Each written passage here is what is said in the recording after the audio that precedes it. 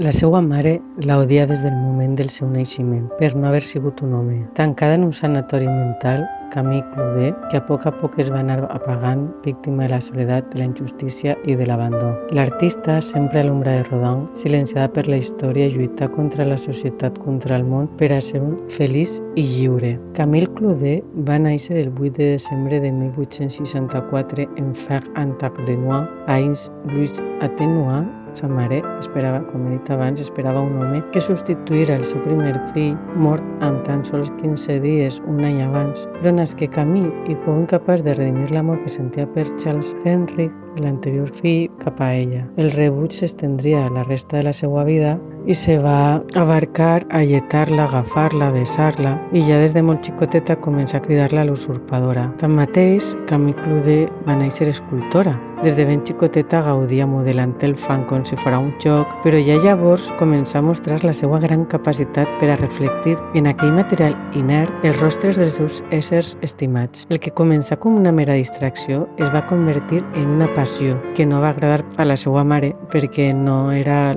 lo típic de les dones, que eren l'interior de la llar. El seu germà Paul va ser el primer model que esculpí, el seu primer ajudant.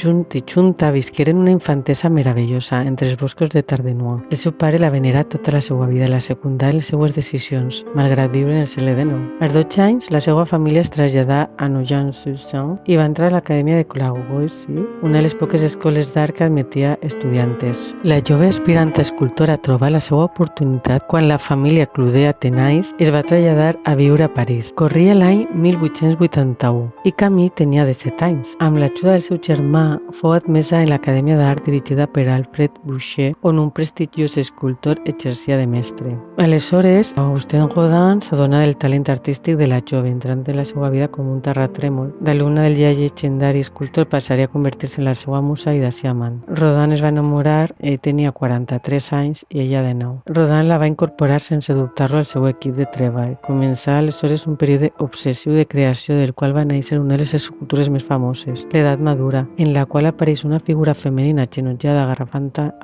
a un home que se l'emporta una dona adulta amb rostre sinistre. Perquè així va créixer l'escultura francesa, l'autora d'obres tan meravelloses com el Vals, Claude o Helen, creació que es posà en el va salar de Maig de París en 1882 i va rebre molt bones crítiques. El bust de Helen, que va fer de la seva serventa, la bella Helen, que va aconseguir suplir amb els seus besos i amb les seues aspres mans la falta d'amor de la seva mare, l'esculpí amb les seues arrugues en el front, amb la seva mirada profunda i la seva trossa tapeïda, plasmant la seva obra el seu caràcter, la seva bondat i el seu infinit amor. En 1884 col·laborà amb Godin en la realització de les Portes de l'Infern i en els burgesos de Calais. Per aquesta època va realitzar les composicions Gegantí o Jove dona amb una gavilla executada 6 anys després. Quan va fer Sakuntala, es va convèncer al públic de que era un diamant en brut. Corria l'any 1888 i Camille Claudel aconseguia l'esment especial del Saló d'Artistes de París per la seva història d'amor basada en la llegenda hindú.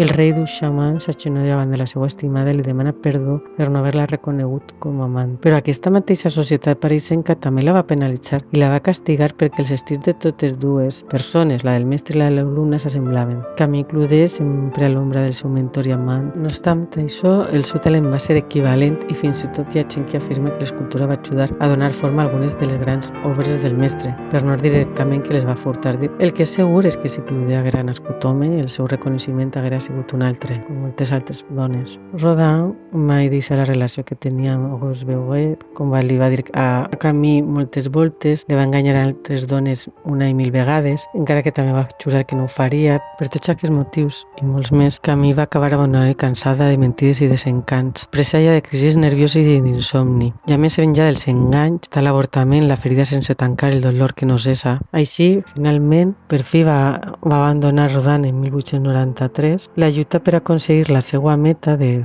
convertir-se en una escultora reconeguda pel públic la va obsessionar malgrat el mal, malgrat la foscor que l'envolta. Però les seus obres van deixar de vendre's, d'exposar-se i el seu nom ja no inundava les crítiques dels diaris. Així tot va seguir, va deixar de comprar carbó, ja no li importava el fred, va deixar de comprar menjar, ja no li importava la fam, es va canviar a un taller més barat i tampoc li va importar que tinguera menys llum, però tremolava, s'alimentava amb el que podia i li feia mal els ulls. Així encara se va incrementar la seva desfeta física. Les seues hores venien per 40 francs, mentre que les de Rodin ascendien a 40.000. Camí arribava a fer llums per anar a aconseguir diners per a comprar materials i continuar esculpint. Tancada durant anys al seu pis, cap a 1905 les seues pors començaren a aflorar, fent d'ella una dona que destruïa totes les seues creacions sistemàticament i així va destruir gran part de la seva obra. Entre elles també construïa bustos infantils pel dolor d'aquest avortament forçat. El seu pare l'ajudava, però quan va morir, que no li deixaren tampoc anar al funeral perquè no els ho van dir, s'assabentà per una carta que li envià el seu cosí dies més tard del funeral. Des d'aquell moment va saber que anirien a per ella.